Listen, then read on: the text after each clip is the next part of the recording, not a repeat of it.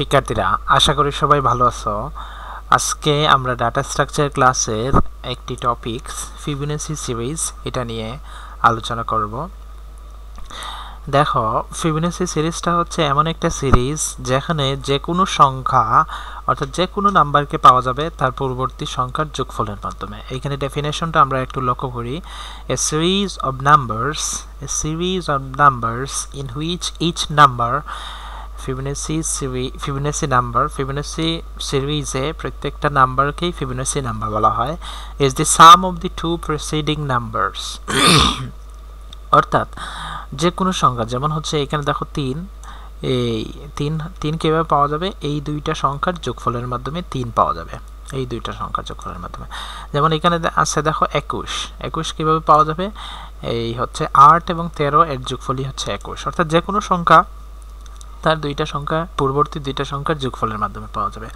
আর প্রথম দুইটা এলিমেন্ট হচ্ছে 0 এবং 1। আচ্ছা, তাহলে দেখো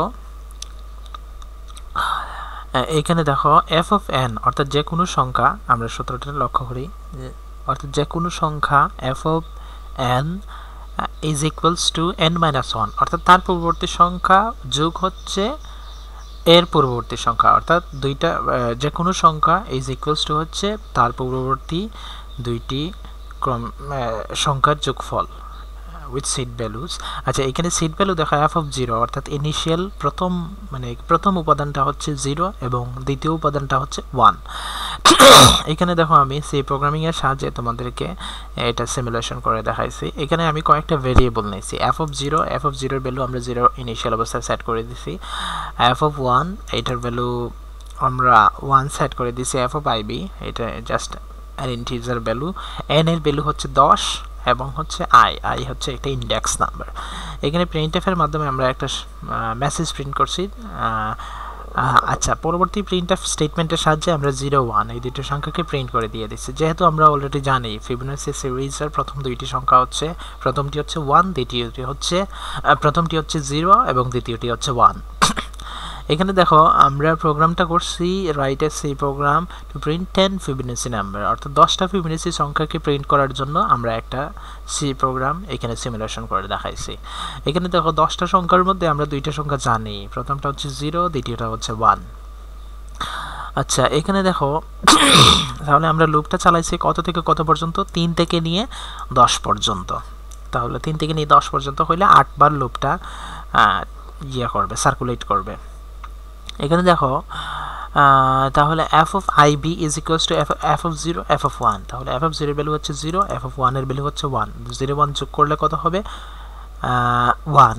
তাহলে প্রিন্টএফ এর মধ্যে 1 প্রিন্ট করে দিয়ে দিল। এই যে দেখো এখানে প্রিন্টএফ এর মধ্যে 1 প্রিন্ট করে দিয়ে দিছে। এখন দেখো f of 0 এর মধ্যে কত রাখছি? f of 0 এর মধ্যে 1 রাখছি। আর f of 1 এর ভ্যালু হচ্ছে 1। f of 1 is equals to হচ্ছে f of ib হচ্ছে 1। তার মানে হচ্ছে f of 0 এর ভ্যালু এখন হচ্ছে এই স্টেটমেন্ট এক্সিকিউট হওয়ার পরে এখন হচ্ছে 1, f of 1 এর ভ্যালু হচ্ছে 1। আচ্ছা, এখন দেখো পরবর্তীতে যখন আবার ফর লুপটা সার্কুলেট হবে তাহলে f of 0 এর ভ্যালু হচ্ছে 1, f of 1 এর ভ্যালু হচ্ছে 1। তাহলে এই দুইটা সংখ্যা যোগ করলে আমরা কই পাইছি? 2 পাইছি। এখানে 2 প্রিন্ট করে দিয়ে দিয়েছে। f of 0 is equal to হচ্ছে f of 1। তাহলে f of 0 is equal to হচ্ছে f of 1 এর ভ্যালু কত আছে? f of 1 এর ভ্যালু হচ্ছে 1। আচ্ছা, f of 1 এর ভ্যালু কত আছে? ib। তাহলে এটার ভ্যালু হচ্ছে কত? এই দুইটা যোগ করে পাইছি 2। তাহলে f of 0 হচ্ছে, এখন f of 0 হচ্ছে 1, f of 1 হচ্ছে 2। এই 2 আর 1 যোগ করলে কত হয়? 3। এই যে ধরো এখানে 3 পাইছে পরবর্তী ফিবোনাচি সংখ্যা। ঠিক তদ্রূপভাবে পরবর্তীতে যখন আমাদের লুপ এক্সিকিউট হয়েছে তখন f of 0 এর মধ্যে রাখছে কি? f of 1 এর ভ্যালু কত? 2। আর f of 1 এর মধ্যে রাখছে f of ib এর ভ্যালু কত? 3। তাহলে এখন হচ্ছে f of 0 এর ভ্যালু হচ্ছে 2, f of 1 এর ভ্যালু হচ্ছে 3। তাহলে 3 আর 2 যোগ করলে কত হয়? 5। এই যে 5 পাইছে। ঠিক তার পরবর্তী সার্কুলেশনে যখন f of ib is equal to হচ্ছে f of 0, f of 1। f of 0 এর ভ্যালু কত হচ্ছে?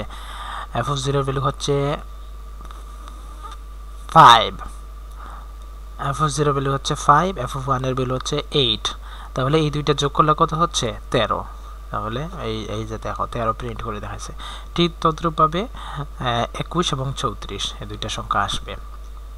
তাহলে এটা হচ্ছে আমাদের সি প্রোগ্রামিংয়ের সাহায্যে ফিবোনাচি 10টি ফিবোনাচি প্রথম 10টি ফিবোনাচি সংখ্যা প্রিন্ট করে দেখাইলাম এটা। আর ডেফিনেশন তো দেওয়াই আছে এখানে। তো এটা হচ্ছে আমাদের ডেটা স্ট্রাকচারের ফিবোনাচি সিরিজের উপরে লেকচার স্লাইড। ঠিক আছে শিক্ষার্থীরা, ধন্যবাদ সবাইকে, থ্যাংক ইউ।